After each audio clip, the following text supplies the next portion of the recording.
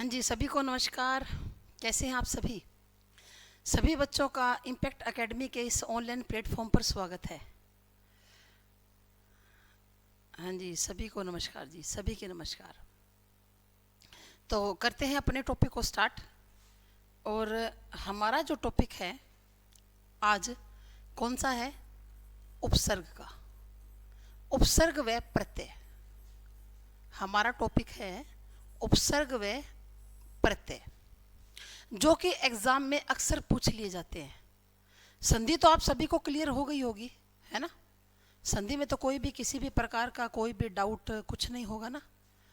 तो करते हैं उपसर्ग और प्रत्यय।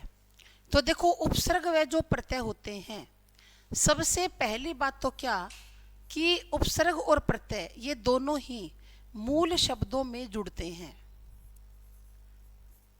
मूल शब्दों में जुड़ते हैं क्या? उपसर्ग और प्रत्यय दोनों। कोई भी मूल शब्द होगा ना, यानी कि जो रूट वर्ड होता है उसमें जुड़ता है क्या? उपसर्ग और प्रत्यय दोनों। देखिए, जैसे अपने पास कोई मूल शब्द है, क्या है? मूल शब्द है। इसके आगे जो जुड़ गया आगे, वो तो क्या है? उपसर्ग। यानी कि मूल शब्द से जो पहले जुड़ गया वो तो है उपसर्ग, और जो मूल शब्द के बाद जुड़ता है ना, वो क्या होता है? वो प्रत्यय होता है भाई। वो क्या होता है? वो प्रत्यय होता है। एक मिनट भाई, ठीक है ना? जो मूल शब्द के बाद जुड़ेगा वो क्या होता है? वो प्रत्यय होता है। जैसे हमारे पास एक शब्द है आशा, ठीक है ना? आशा के आगे हमने क्या जोड़ दिया? प्रति, ठीक है ना? और पीछे क्या जोड़ेंगे? प्रत्यय इत। तो पहले प्रति को जोड़ो, प्र तय आधा या और शा, और इत इसके अंदर जोड़ दो, ये बन गया प्रत्याशा। पहले तो इतना करो, एकदम सारा करोगे तो समझ में नहीं आएगा। हमने क्या कहा? आशा तो अपने पास क्या है? ये अपने पास मूल शब्द है। क्या है भाई? मूल शब्द है, क्योंकि इसका मीनिंग होता है आशा का मतलब आस, किसी के ऊपर अपने को कोई आस होती है। अब इसके आगे मैंने प्रति क्या जोड़ दिया? उपसर्ग जोड़ दिया। तो क्या होगा? प्रति प्लस में आशा। आपको संधि करनी आती है ना? तो संधि में आपने कैसे किया? एक बार मैं फिर भी खोल के बता दूं, हो सकता है किसी बच्चे को यहाँ पर कंफ्यूजन हो जाए। ई और यहाँ पर क्या? आ। क्या बनेगा? या। तो प्र आधा तय या और शा, प्रत्याशा बन गया। अब इसके अंदर इत प्रत्यय जोड़ दो तो क्या बन जाएगा? पर तय या और शय को क्या लग जाएगी? ई की मात्रा, प्रत्याशित शब्द बन जाएगा। क्या बन जाएगा? प्रत्याशित शब्द बन जाएगा। तो उपसर्ग वो होते हैं जो शब्द के आरंभ में जुड़ते हैं, और प्रत्यय वो होते हैं जो शब्द के अंत में जुड़ते हैं। वो क्या होते हैं? वो प्रत्यय होते हैं, ठीक है ना? तो देखो, उसके बाद दूसरी बात क्या कि भाई उपसर्ग हो चाहे प्रत्यय हो, ये क्या होते हैं? शब्दांश होते हैं। ये शब्दांश होते हैं, शब्द नहीं होते। ये शब्दांश होते हैं, शब्द नहीं होते, ठीक है ना? क्या होते हैं भाई? शब्दांश। शब्दांश का मतलब क्या कि शब्द के अंश होते हैं। शब्द के क्या होते हैं? अंश। अंश का मतलब क्या होता है? टुकड़ा या हिस्सा। यानी कि ये शब्दों के टुकड़े होते हैं भाई, ये पूरे शब्द नहीं होते। क्या? उपसर्ग और प्रत्यय, ठीक है ना? क्या बताई मैंने? दूसरी बात है कि ये शब्दांश होते हैं, शब्द नहीं होते, ठीक है?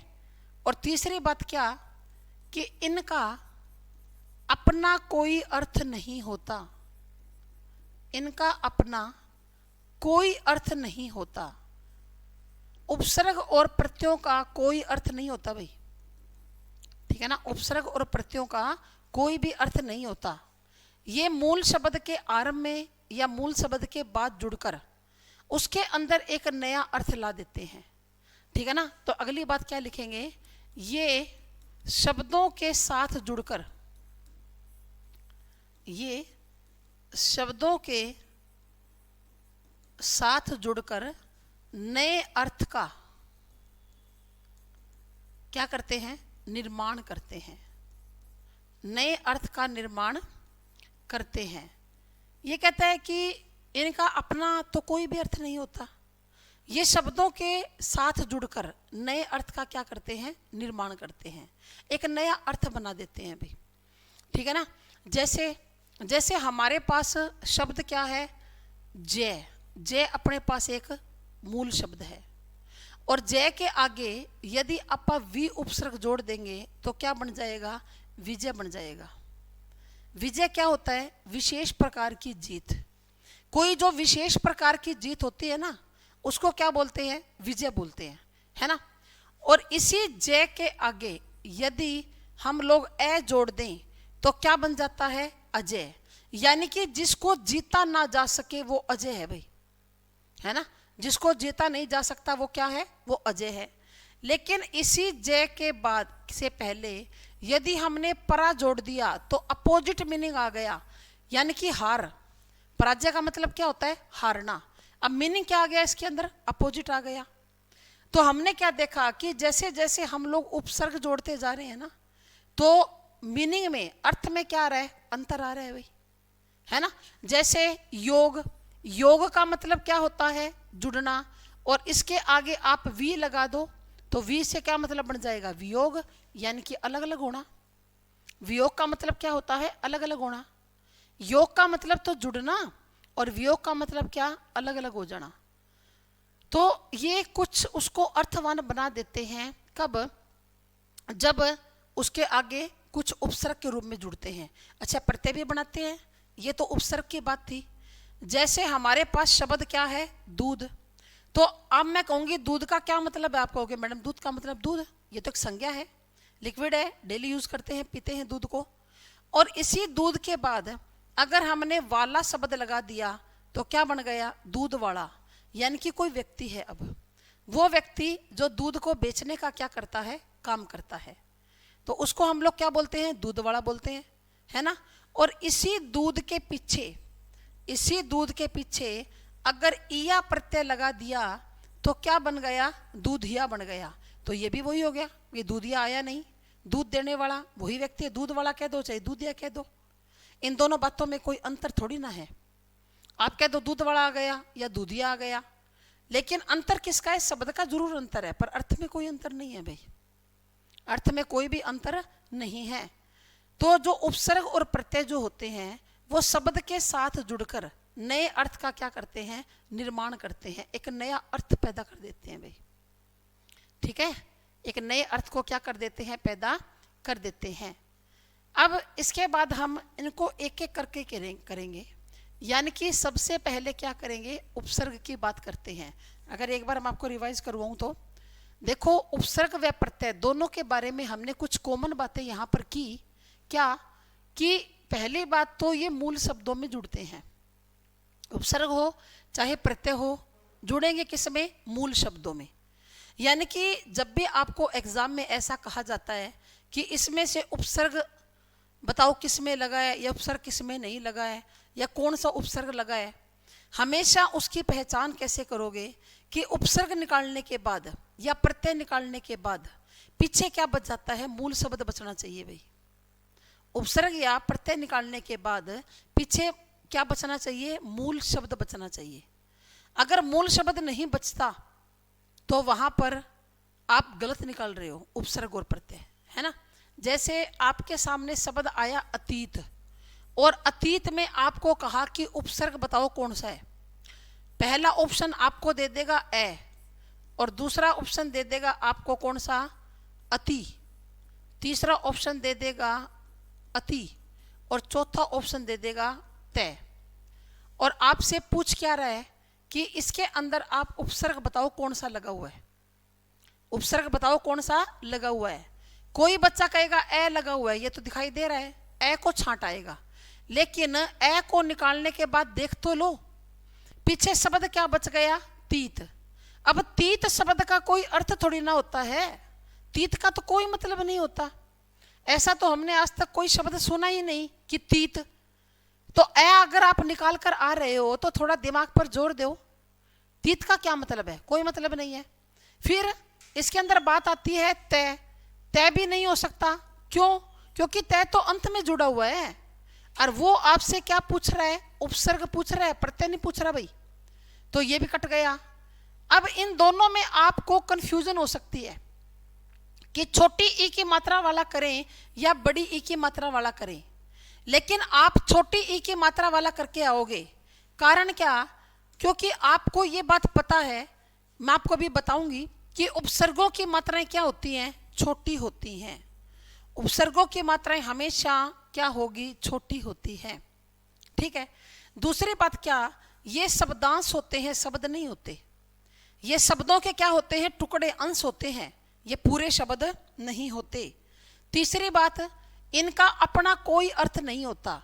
ना तो उपसर्ग का अपना कोई अर्थ होता और ना ही प्रत्यय का अपना कोई अर्थ होता।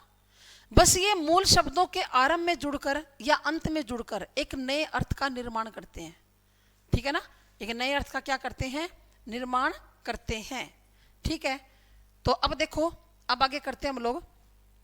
सबसे पहले उपसर्ग का करेंगे।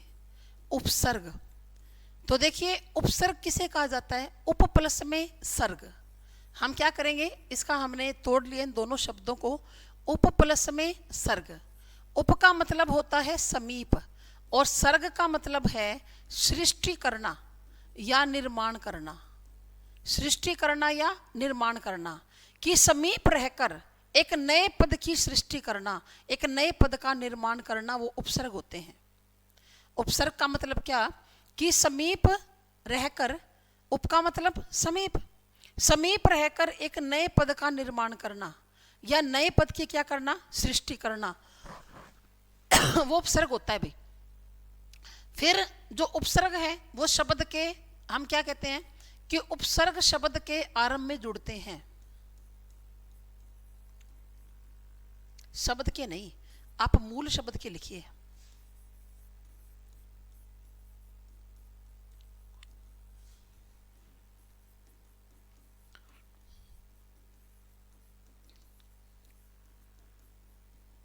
ठीक है।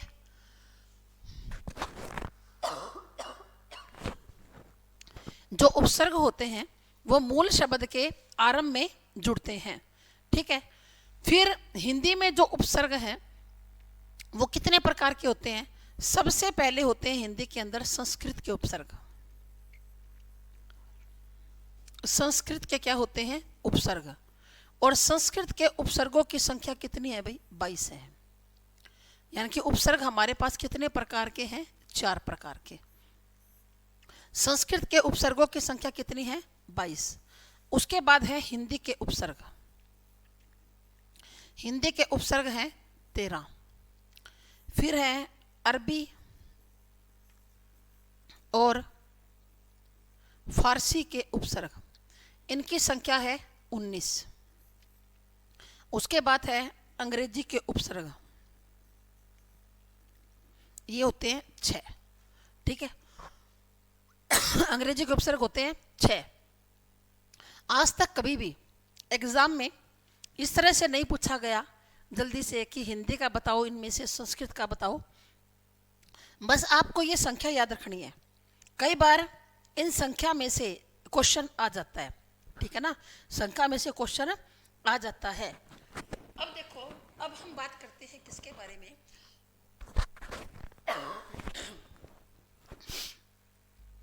सॉरी, क्योंकि भाई आजकल मौसम ऐसा है, खांसी जुकाम बुखार है ना, ये ज़्यादातर हो जाते हैं। गला भी खराब हो गया है। अब देखो भाई, आगे करते हैं हम बात। आपको मैं कुछ उपसर्ग बताऊंगी। ठीक है। कुछ एक आपको उपसर्ग बता रही हूं कि अगर आप उन उपसर्गों को ध्यान में रखेंगे तो उनसे बाहर एग्जाम में नहीं आता भाई। उपसर्ग कौन कौन से हैं? आ, अनु, आ, अनु, प्रति, एक मिनट, प्रति बाद में करेंगे।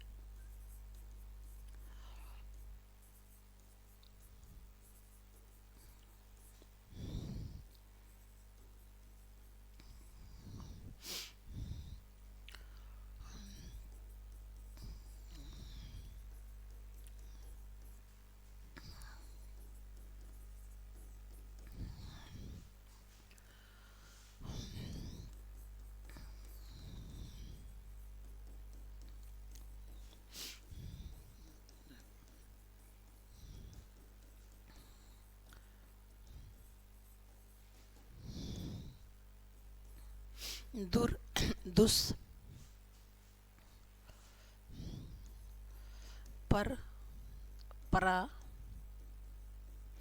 प्रति और परी। ठीक है, पर, परा, प्रति और परी, ये कुछ एक उपसर्ग हैं जिनको आप हमेशा याद रखने लेना है। कितने हैं भाई, गिन लें एक बार।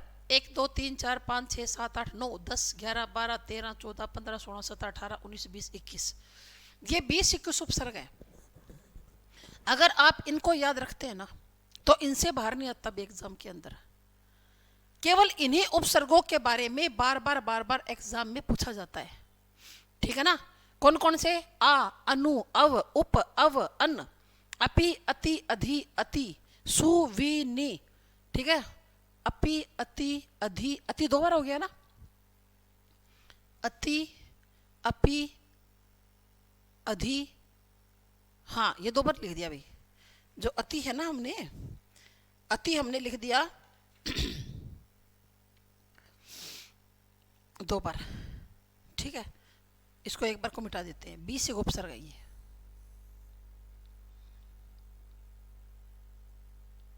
इसमें एक रह गया भाई, अभी, अभी रह गया ना, अभी नहीं लिखा।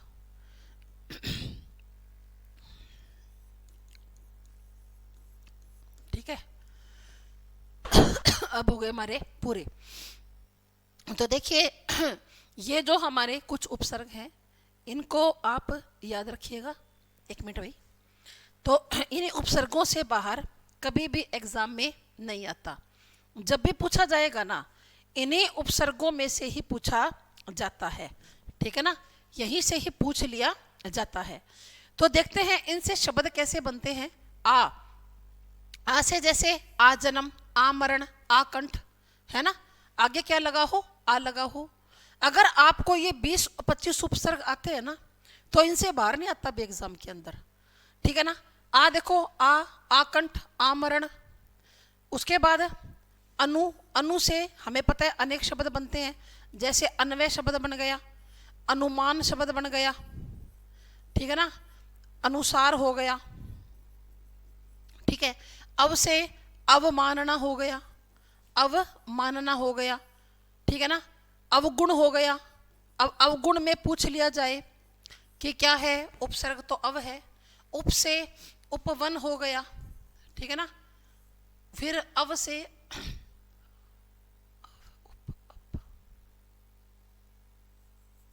अप से अपमान हो गया। ठीक है, अन से अनकहा हो गया, अनमना हो गया, अनकहा, अनमना, अनदेखा। अपि से अपिधान हो गया। ठीक है ना, अपिधान, या अपितु शब्द हो गया, अपितु, है ना, अपिधान हो गया, अपितु हो गया। अति से अत्यंत हो गया, है ना, अतिसार। उसके बाद आगे देखो, और अत्यंत, अतिसार, अधि, अधि से क्या है? अधिमान, अधिकार, अध्यादेश। ठीक है, उसी तरह से अभी से क्या? अभिमान हो गया। ठीक है, सु से कि सुपुत्र हो गया, है ना। उसके बाद वी से विशेष हो गया, वियोग हो गया। नी से क्या हो गया? नी से निरोग हो गया, नीरज हो गया, नीरस हो गया। ठीक है, निर से निर्जन है, निर्बल है। निस से तो बहुत सारे हैं, कल मैंने आपको बताए थे। निस्सार है, निष्कपट है, निष्फल है ना। और दुर से दुर्जन हो गया, दुर्बल हो गया। दुस से भी बहुत सारे बनते हैं, दुस्साहस, दुष्कर्म। ठीक है, और प्र से प्रमाण हो गया, परा से पराजय हो गया, प्रति से प्रत्येक हो गया, प्रतिक्षण, प्रतिपल। और परि से परिमाण हो गया, परिणाम हो गया। यानी कि इनसे अनेकों प्रकार के शब्द बन जाएंगे जब ये उपसर्ग के रूप में क्या आएंगे, शब्द के आगे लग कर आएंगे। ठीक है ना। और जो अंग्रेजी के उपसर्ग है उसके अंदर आपको बिल्कुल भी कंफ्यूज होने की जरूरत नहीं है। ये वो पेपर में असल में तो आते ही नहीं है, और अगर आ जाए तो बड़े आसान है। सब डिप्टी वाइस बोलते हैं ना, सब इंस्पेक्टर है या वाइस चांसलर है, इस तरह से बोलते हैं। ठीक है ना। हेड क्लर्क है, हेड क्या है, ये भी एक उपसर्ग होता है अंग्रेजी का। अलग अलग नहीं पूछे जाते, बस यूं है आपको इतना आना चाहिए कि आप उपसर्ग निकाल सको। और उपसर्ग निकालने के लिए मैंने आपको बता क्या दिया कि भाई मूल शब्द बचना चाहिए। जैसे अतिवृष्टि शब्द आ जाए एग्जाम में, अतिवृष्टि, और अतिवृष्टि के अंदर ये बताइए उपसर्ग कौन सा है, तो बता देंगे कि अति उपसर्ग लगा हुआ है ना। अतिवृष्टि में उपसर्ग कौन सा लगा हुआ है, अति लगा हुआ है। इस प्रकार किसी भी शब्द के बारे में आपसे पूछ लिया जाए तो आप क्या करोगे कि पीछे मूल शब्द बचना चाहिए भाई। पीछे क्या बचना चाहिए, मूल शब्द बचना चाहिए।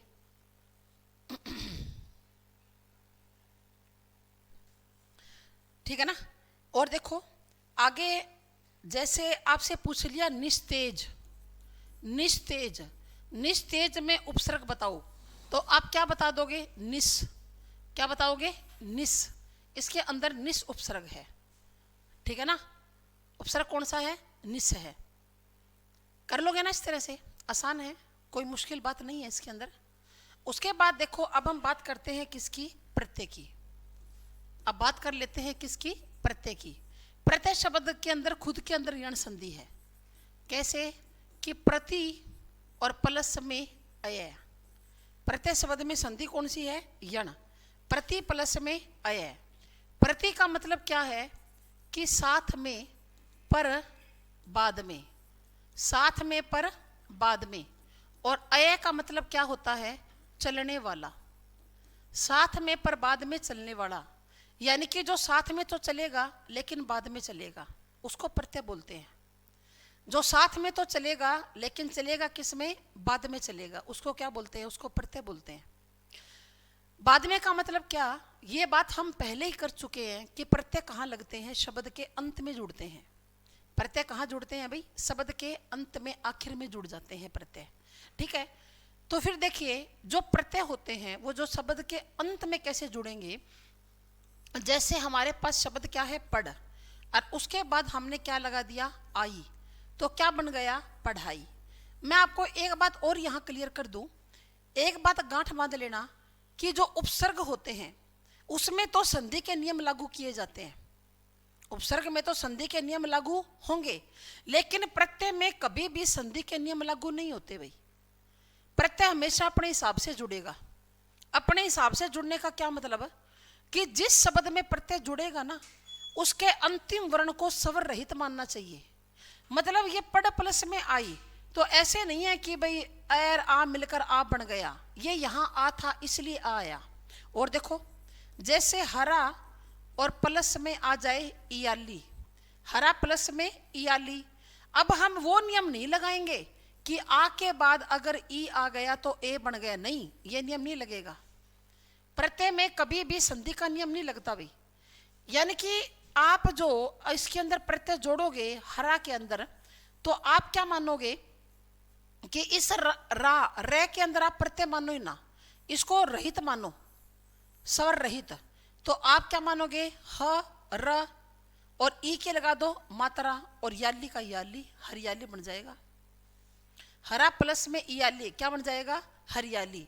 इसी तरह से जब आप लिखते हो कि हाथ प्लस में ओढ़ा, हाथ प्लस में ओढ़ा, तो ऐसे थोड़ी ना करोगे कि ए के साथ औ को मिला दिया तो औ बन गया, ऐसा कुछ नहीं है। आप क्या करोगे, ह थ डबल मात्रा लगा दो, हथौड़ा बन जाएगा। ठीक है ना। चाचा और प्लस में एरा, तो यहां पर तो आ और यहां पर ए, संधि का कोई नियम नहीं लगेगा। आप क्या करोगे, च च एक ही मात्रा लगा दो, चचेरा बन जाएगा। आया क्या समझ में, हुआ क्लियर, हुआ क्या क्लियर सभी को कि प्रत्यय के अंदर कभी भी संधि के नियम लागू नहीं किए जाते। प्रत्यय जो है ना वो अपने हिसाब से जुड़ेगा भी, कभी भी उसके अंदर संधि का नियम कोई भी काम नहीं करेगा। लेकिन जो उपसर्ग होते हैं ना बच्चों, उनके अंदर संधि के नियम क्या करते हैं, काम करते हैं। उसके अंदर संधि का नियम क्या करेगा, काम करेगा। तो अब देखो जो प्रत्यय होते हैं वो दो प्रकार के होते हैं। प्रत्यय दो प्रकार के होते हैं, एक तो होते हैं कृत प्रत्यय और दूसरे होते हैं त्वदित प्रत्यय। ये दो प्रकार के होते हैं भी। प्रत्यय जो हैं वो दो प्रकार के होते हैं, एक तो कृत और दूसरा कौन सा, त्वदित प्रत्यय होते हैं। अब इन दोनों के अंदर फर्क क्या है, क्या इनके अंदर अंतर होता है? तो देखो, जो कृत प्रत्यय होते हैं ना, वो हमेशा धातु के अंत में जुड़ते हैं। कहाँ जुड़ेंगे भाई? धातु के अंत में। जो कृत प्रत्यय होंगे वो कहाँ जुड़ेंगे? वो धातु के अंत में जुड़ेंगे। और धातु का पहचान है आपको कि अगर किसी भी शब्द के पीछे अगर हम ना प्रत्यय लगाकर देखेंगे तो हमें पता चल जाएगा कि वो शब्द धातु है या नहीं है। भाई कोई भी शब्द हो आपके सामने, उसके पीछे आप ना लगाओगे, अगर ना लगाने से क्रिया बन रही है तो दिया हुआ शब्द धातु है, अगर ना लगाने से क्रिया नहीं बन रही तो दिया हुआ शब्द धातु नहीं है। समझ में आया क्या? मैं आपको उदाहरण से समझाती हूँ। जैसे अपने पास एक शब्द क्या है, नाच, और अपने को ये नहीं पता कि नाच शब्द धातु है या नहीं है, तो आप क्या करोगे, इसके पीछे ना प्रत्यय लगाकर देखोगे तो हमारी क्रिया बन चुकी है। ये क्या है? क्रिया है, यानी कि वर्ब है। क्या? नाचना। तो नाच शब्द क्या है? धातु है ना। आपके पास शब्द क्या है? दीवार, और दीवार के बाद अगर हम ना लगा दें तो क्या बन गई? दीवारणा। दीवारणा कोई क्रिया थोड़ी ना होती है। हाँ बिल्कुल हो जाएगा, हो जाएगा भी। दीवारणा कोई क्रिया थोड़ी ना होती है। तो दीवारणा क्रिया जब नहीं होती, जब वर्ब नहीं होती, तो जो दीवार शब्द है वो धातु नहीं है भाई। किसी भी शब्द के अंदर आपको अगर ये पता करना हो, फिर से मैं बता देती हूँ कि धातु है या नहीं है, तो आप क्या करोगे, उसके पीछे ना प्रत्यय लगाकर देखो भाई। अगर ना प्रत्यय लगाने से क्रिया बन रही है तो दिया हुआ शब्द धातु है, और अगर ना प्रत्यय लगाने से क्रिया नहीं बन रही तो दिया हुआ शब्द धातु नहीं है भाई। ठीक है, फिर धातु के अंत में लगते हैं, और कृत प्रत्यय लगे जब अंत में, और जो शब्द बनता है तो वो क्या कहलाता है? करो संधि। संधि करना इसकी मैंने आपको अभी ताजा ताजा समझाई है। कृत प्लस में अंत, तय के पैर में हलंत लगा हुआ है, फटाफट कर दो संधि अगर आपको आती है तो। देखिए कितनी समझ में आई है। करो करो जल्दी से, हरी अप, देर मत करो भाई। कृत प्लस में अंत, ताजा ताजा समझिए, संधि आनी चाहिए, फटाक से उत्तर निकल कर आना चाहिए।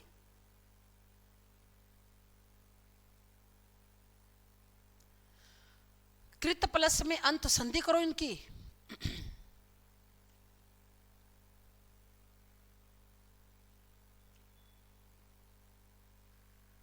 करो करो जल्दी से, टाइम को वेस्ट मत करो भाई, जल्दी से कीजिए। इसकी क्या संधि होगी, क्योंकि अभी अभी समझी है तो आनी तो चाहिए भाई। और जो नियम है वो सारे हमारे कहाँ होने चाहिए? टिप्स पर होने चाहिए। सारे नियम टिप्स पर होने चाहिए कि कहीं से भी हमें संधि के अंदर कुछ भी पूछ लिया जाए। कृत प्लस में अंत, कृत प्रत्यय लगते हैं जब अंत में, और जो नया शब्द बनता है वो नया शब्द क्या कहलाता है? वो नया शब्द वो कहलाएगा जो इन दोनों की संधि करने के बाद एक शब्द नया निकल कर आएगा, क्योंकि दोनों की हमें संधि तो करनी पड़ेगी, है ना।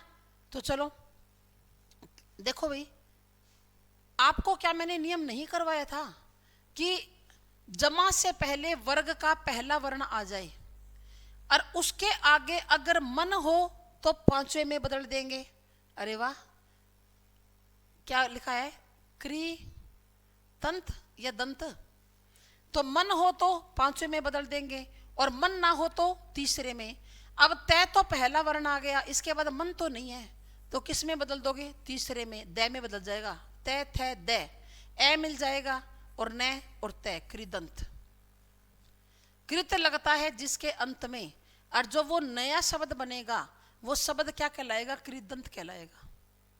ठीक है, ये कहाँ लगते हैं? धातु के अंत में। जैसे लिख, लिख हमारे पास एक धातु है, और लिख के बाद अगर ना लगा दिया तो क्या बन गया? लिखना। ठीक है ना। लिख के बाद अगर हमने लगा दिया आई, आई प्रत्यय, तो क्या बन गया भाई? लिखाई। इसी तरह से लिख के बाद अगर हमने लगा दिया आवट तो क्या बन गया? लिखावट। क्या बन गया? लिखावट बन गया। ठीक है ना। और देखो, जैसे हमारे पास क्या है? धातु भूल। भूल तो एक धातु है, क्योंकि ना लगाने से क्रिया बन रही है। भूल प्लस में अक्कड़, तो क्या बना दिया हमने? भूल प्लस में अक्कड़ क्या बन जाएगा? भूलक्कड़ बन जाएगा, है ना। जैसे चढ़ और प्लस में आई तो क्या बन जाएगा? चढ़ाई। ठीक है ना। चढ़ प्लस में आव तो क्या बन गया? चढ़ाव बन गया। ठीक है ना। चढ़ और प्लस में ना तो क्या बन गया? चढ़ना बन गया। ठीक है ना।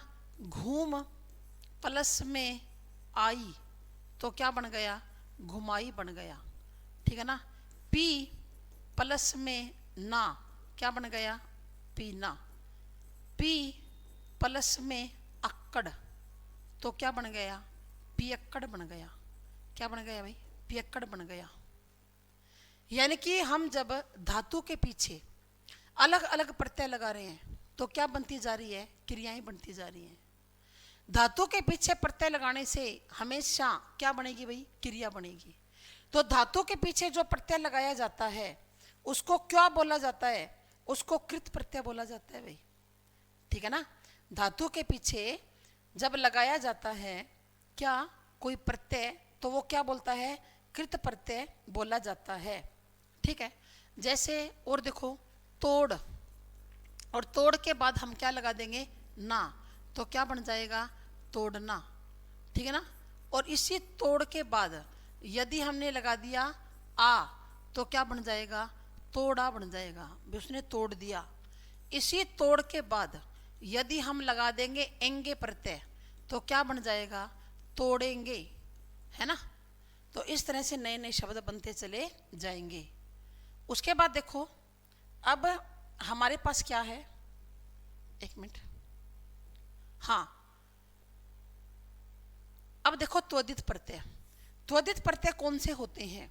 त्वदित, तो त्वदित प्रत्यय कहाँ लगते हैं? संज्ञा या सर्वनाम या विशेषण के अंत में लगते हैं। विशेषण के कहाँ लगते हैं? अंत में। देखो, कृत प्रत्यय तो वो होते हैं जो धातु के अंत में लगते हैं, और त्वदित प्रत्यय वो होते हैं जो संज्ञा, सर्वनाम या विशेषण के अंत में लगते हैं। ठीक है ना। वो कौन से होते हैं? त्वदित। तो अब त्वदित लग जाएगा अंत में, त्वदित लग जाएगा अंत में, तो वो शब्द क्या कहलाएगा? कर दो संधि फटाफट। संधि करने में ढीले क्यों हो भी इतने? जल्दी जल्दी किया करो, अभी तो आपको ताजा ताजा समझाई है सारी संधि। करो फिर। त्वदित लगेगा अंत में तो वो शब्द क्या बन जाएगा? बताओ, जल्दी से बताओ भाई, देर मत करो। त्वदित प्लस में अंत, संधि करो जल्दी से, बड़ी आसान है। और अगर इसकी भी नहीं आई आपको संधि करनी तो फिर संधि समझने का फायदा ही क्या है? फिर क्या फायदा फिर समझने का? करोगे कैसे?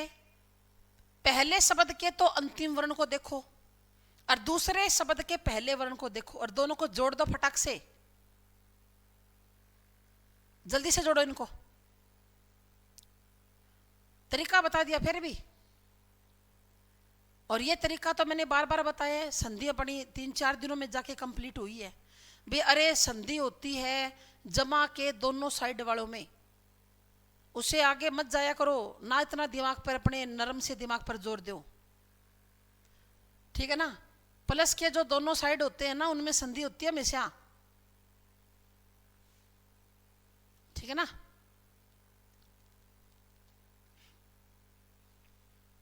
करो करो जल्दी से कर दो। संधि क्या होगी इनकी? संधि और जो समास है और जो उपसर्ग और प्रत्यय है, ये बच्चों ऐसे नहीं आते कि आप एकदम बैठेंगे एक जगह पलथी मार के जब आएंगे। हमें हर शब्द में से ढूंढना चाहिए कि इसका संधि विच्छेद क्या होगा, इस शब्द के अंदर समास क्या बनेगा, इसके अंदर उपसर्ग कौन सा लगा हुआ है, इसमें प्रत्यय कौन सा लगा हुआ है। जिस जिस दिन आप लोग इस तरह शब्दों के ऊपर विचार करना सीख जाओगे ना, उस दिन आपको संधि समास उपसर्ग प्रत्यय सारे आ जाएंगे, कोई समस्या ही नहीं होगी। लेकिन जब तक आप ध्यान नहीं करते हैं ना एक एक बात की तरफ, सिर्फ एक रटा रटाए उत्तर तैयार रखते हो, भाई आ गया तो कर देंगे, नहीं राम भरोसे है ना, ऐसी बात है। क्या बनाया आपने? त्वदी दंत। क्यों भाई ये क्या बना दिया त्वदी दंत? अरे बनाया कैसे है पहले तो मेरे को यूं बता दे। देख तुम तो ऐसे काम करते हो, तुम्हें तो बिला के इनाम देना पड़ेगा, है ना। ये बताओ इसके नीचे अलंत है क्या? पहले तो ये बता दो। हाँ ये भी तो दंत बनाया है, बताओ भाई। तो अगर इसके पैर में तो अरे अलंत था, तब तय का दय बना दिया। यहां तो अलंत साफ साफ दिखाई दे रहा था, यहां आपको अलंत दिखाई दे रहा है तय के पैर में, फिर दय किस खुशी में बना रहे हो? किस खुशी में बना रहे हो दय? फिर तो आपको जब दिखाई दे ही नहीं रहा, यहां पर कोई अलंत ही नहीं है, तो अ निकाल लो सीधा, और यहां से अ निकाल लो, क्या बन जाएगा? आ, ठीक है ना। त द्वि अर्थांत, तो दितांत नहीं बनेगा, ए और ए मिलकर आ बन जाएगा। अरे क्या बना दिया? त्वदी दंत और द्वदी दंत, क्या बना रखा है ये? है भाई तुम सब मेरे से दूर बैठे हो। हाँ ऑनलाइन हो, ऑफलाइन होते तो फिर चलो फिर की बात और थी। ए और ए दोनों को मिला दिया तो आ बनेगा, है ना। थोड़ा नियमों को याद करो, समझा दिया मैंने बहुत अच्छी तरह से आपको, लेकिन अब आपका काम है इनको अच्छी तरह से पढ़ना, ठीक है ना। अपनी गलती को सुधारो बच्चों। चलो जी आगे। ये वो होते हैं जो संज्ञा सर्वनाम और विशेषण के अंत में लगते हैं। कैसे? जैसे संज्ञा है हमारे पास बच्चा, और उसके बाद लगा दिया पन, तो क्या बन गया भाई? बचपन बन गया, है ना। फिर लड़का और प्लस में पन, तो क्या बना? लड़कपन, क्योंकि लड़का तो संज्ञा है ना। हमने कहा कि अपना और पन, तो क्या बन जाएगा? अपनापन। निज प्लस में ता, क्या बनता है? निजता।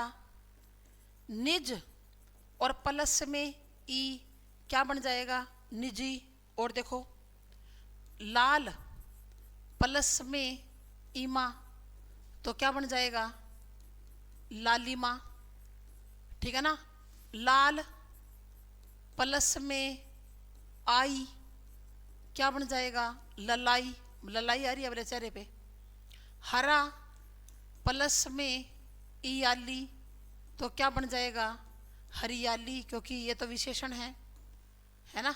हरा प्लस में इयाली, क्या बन जाएगा? हरियाली। देवर प्लस में आनी, क्या बनेगा? देवरानी बन जाएगा। बन जाएगा क्या नहीं बन जाएगा? और देखो ठाकुर और प्लस में आइन, क्या बन जाएगा? ठकुराइन बन जाएगा, ठीक है ना। ठाकुर प्लस में आइन क्या बनेगा? ठकुराइन बन जाएगा। भाई देखो जो संज्ञा होगी और जो सर्वनाम होंगे या जो विशेषण होंगे, ये इनके अंत में लगते हैं। संज्ञा सर्वनाम और जो विशेषण के अंत में लगे वो कौन से होते हैं? वो होते हैं त्वदित। और जो धातु के अंत में लगते हैं, ठीक है ना, क्या लगते हैं? धातु के अंत में लगते हैं, वो क्या होते हैं? वो होते हैं कृत प्रत्यय। अब जैसे आपको दे दिया चिकना, तो चिकना क्या है? विशेषण है ना। चिकना प्लस में आई, तो क्या बन जाएगा? चिकनाई बन जाएगा ना।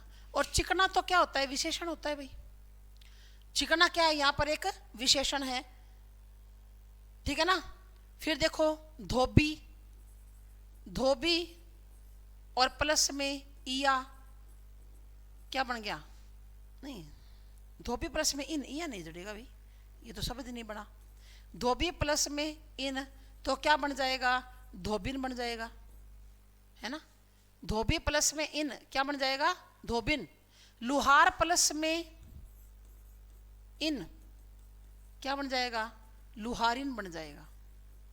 क्या बन जाएगा अभी? लुहारिन बन जाएगा। फिर लोहा प्लस में आर, लुहार कैसे बना?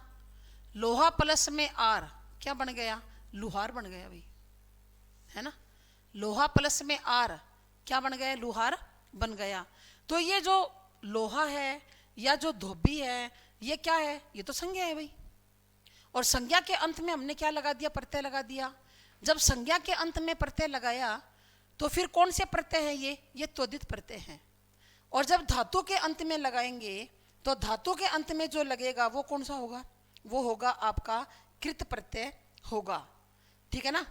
जैसे हम बोलते हैं कि पंडित, पंडित प्लस में आई क्या बनेगा? पंडिताई बनेगा, पंडिताई। बुरा प्लस में आई तो क्या बन जाएगा? बुराई बन जाएगा। बुरा प्लस में आई क्या बन जाएगा? बुराई बन जाएगा। सफेद प्लस में ई क्या बनेगा? सफेदी, है ना। सफेद प्लस में ही क्या बनेगा? सफेदी, ठीक है। फिर चाट, चाट और प्लस में नी क्या बनेगा? चटनी। तो चाट क्या होती है? तो धातु होती है, क्योंकि चाटना क्या बनती है? क्रिया बनती है। तो ये जो चटनी बनी है ना ये कृत प्रत्यय भाई, त्वदित नहीं है। ये कौन सा प्रत्यय है? कृत प्रत्यय है। आया क्या समझ में? आया है क्या सबको समझ में? या संधि वाला काम किया हुआ है? संधि वाला काम किया हुआ है क्या? बोलो। तो देखो प्रत्यय दो प्रकार के होते हैं, कृत प्रत्यय और त्वदित प्रत्यय। कृत प्रत्यय वो होते हैं जो धातु के अंत में जुड़ते हैं, और त्वदित प्रत्यय वो होते हैं जो संज्ञा, सर्वनाम और विशेषण के अंत में जुड़ते हैं। अब ये डिपेंड करता है आपकी प्रैक्टिस पर, आप कितनी प्रैक्टिस करते हो। Practice makes a man perfect, सुनी हुई है ना बात। जितनी प्रैक्टिस करोगे उतना परफेक्ट होते जाओगे। और अगर आपने किसी भी टॉपिक को पढ़ने के बाद उसकी प्रैक्टिस ही नहीं की, आपने देखा ही नहीं कि इसके अंदर और एग्जाम्पल कौन से होते हैं, तो आप पेपर में पजल हो जाओगे भाई। फिर पढ़ा ना पढ़ा बराबर बात हो जाएगी।